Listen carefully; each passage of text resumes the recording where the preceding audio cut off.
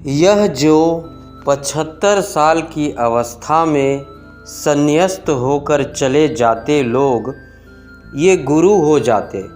छोटे बच्चे इनके पास पहुँचते। ऐसा हमारा वर्तुल था, जो सारे जीवन की सब अवस्थाओं को देखकर लौट आया है जंगल में। उसके पास हम अपने छोटे बच्चे को भेज देते थे कि उससे वे जीवन का सार और जीवन की कुंजी लेकर आ जाए। शिक्षक और विद्यार्थी के बीच इतना फासला तो होना ही चाहिए। आज जगत के बड़ी असुविधा है, क्योंकि शिक्षक और विद्यार्थी के बीच कोई सम्मान का भाव नहीं है, हो भी नहीं सकता, क्योंकि फासला बिल्कुल नहीं है। कई बार तो ऐसा हो सकता है कि विद्यार्थी ज़्यादा अनुभवी हो शिक्षक से, और अगर थोड़ा बहुत फासला भी है तो वह इतना 1-2 इंच का है कि उसमें कोई आदर भाव पैदा नहीं होता। लेकिन एक 75 साल का बूढ़ा, जिसने जीवन के ब्रह्मचर्य का, गृहस्थी का, वानप्रस्थ होने का और संन्यस्त होने का सारा अनुभव संजो लिया है, जब छोटे बच्चे उसके पास जाते तो उन्हें लगता कि वे किसी हिम आच्छादित शिखर के पास आ पहुँचे हैं। उसकी चोटी बड़ी ऊंची होती, आकाश छूती हिमालय की चोटी की तरह। वहाँ सम्मान सहज होता।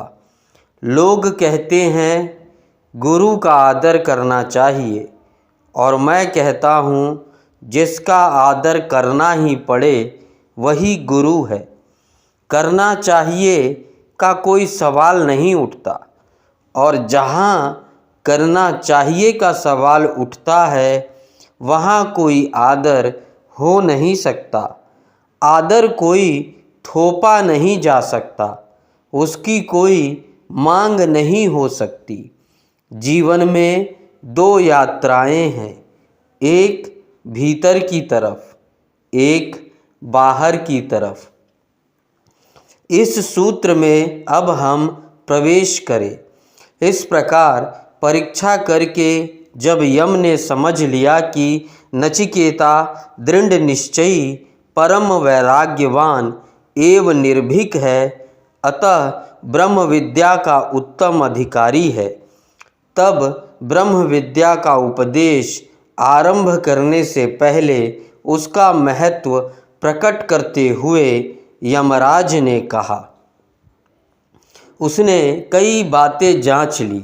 उसने एक तो समझ लिया कि यह नचिकेता वैराग्य भाव से भरा है। जो वैराग्य भाव से भरा है वही भीतर जा सकता है। जो राग भाव से भरा है वह बाहर जाएगा, क्योंकि हम वही जाते हैं जहाँ हमारी तृप्ति हो। राग की तृप्ति है बाहर, वासना की तृप्ति है बाहर, काम की तृप्ति है बाहर। इच्छाएं तो पूरी होंगी बाहर, तृष्णाएं तो पूरी होंगी बाहर। होंगी या नहीं होंगी, लेकिन आभास पूरा होने का बाहर है।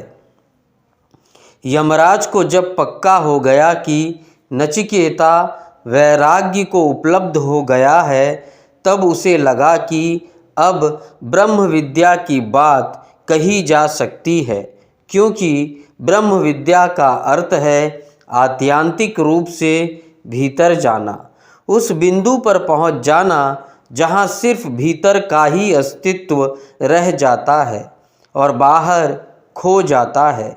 बाहर होता ही नहीं, बाहर जैसी कोई घटना ही नहीं बचती।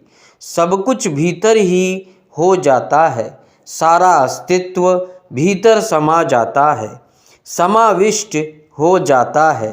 केंद्र पर ही प्राणों की सारी धारा आ जाती है, लेकिन यह तो तभी होगा जब प्राण बट बट कर वासनाओं में बाहर ना जा रहे हो। वैराग्य का अर्थ है बाहर जाने की वृत्ति खो गई हो, और तभी कोई ब्रह्म विद्या में प्रवेश पा सकता है। यम ने देखा कि नचिकेता वैराग्यवान है, दृढ़ निश्चयी है, इसे हिलाया डुलाया नहीं जा सकता। ब्रह्म विद्या के खोजी को निश्चय डिसीजनेस तो होना ही चाहिए, लेकिन हमारा मन तो बड़ा कांपता हुआ है।